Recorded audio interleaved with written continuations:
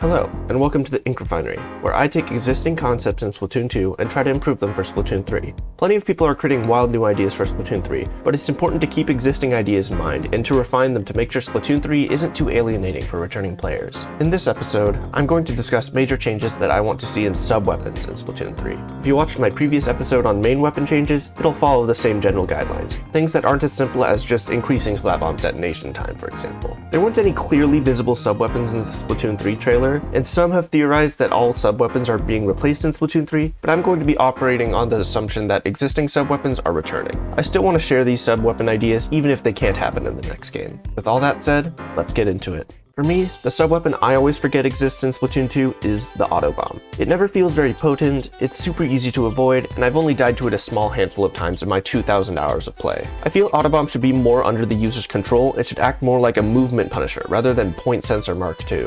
I think Autobomb should do what Inklings do and run faster when in ink of its own color. This means players can make paths for the Autobomb and generally play around the sub-weapon more, and in tandem with this, it should have a larger damage radius and quicker detonation time at the cost of more ink. Give it the tools to be as pressure heavy as a normal sub-weapon. Toxic Mist is in a weird spot in Splatoon 2.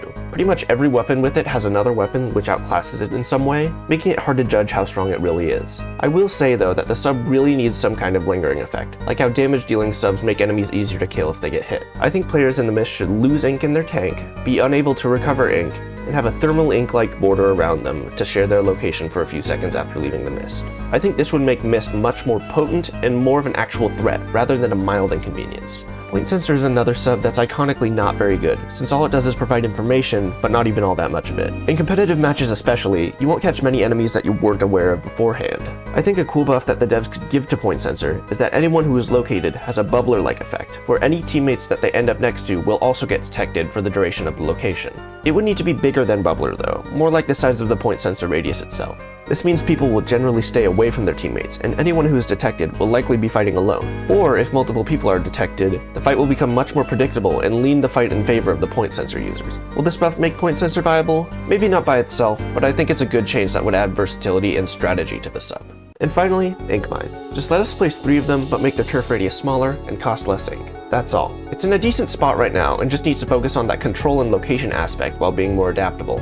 It struggles when it comes to offense, but shines in defensive positions, and I think being able to use less ink and place one on the fly would help lean into that trapping element. Although this kind of goes against the theme of refining existing ideas, which this series has been focusing on, there are some new ideas for sub-weapons that I really like and want to briefly mention. One I've seen is that all weapon kits should have a lethal and non-lethal sub-weapon, since non-lethal sub-weapons are usually better for defense, while a lethal sub is almost necessary for offense. The other idea that I really like is that all subs should have a longer startup animation, so players can apply a spin of sorts to the sub-weapon. This means sub-weapons will generally become less mindless, and hiding around corners can get players punished more often for being predictable. I think both of these changes would make players think about their sub usage, reduce the effectiveness of sharking, and make Splatoon as a whole much more exciting to play. Anyway, those are my ideas for changing sub-weapons for Splatoon 3. I think the current system for sub-weapons is generally alright and just needs more counter methods to sub-spam, and certain sub-weapons need some buffs and nerfs, some major, some minor. My next episode in this series will be about matchmaking and game modes, something X-Rank players are painfully familiar with. If you like this series, feel free to subscribe and let me know if you have any sub-weapon related changes you have in mind for Splatoon 3 in the comments. I hope I'll see you next time.